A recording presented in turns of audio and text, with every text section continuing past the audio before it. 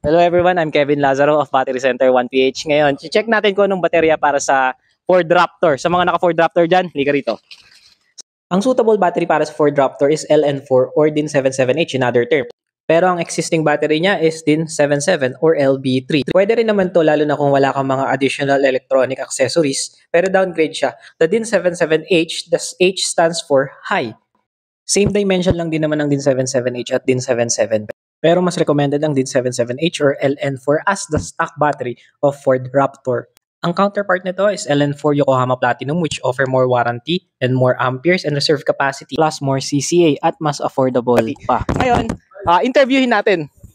Ito yung performance ng Motolite Gold. Kasama natin si Sarge. Sarge, kumusta ang performance ng Motolite Gold? So, napakatibay ng Motolite Gold kaya sa mga ano yan ang gamitin nyo. Patibay talaga at hindi kanya ititirik. Ayun, so sa mga naghahanap ng mga baterya, anong size ng mga baterya, i-message nyo lang po Battery Center 1PH. We offer free delivery and installation plus basic alternator checkup.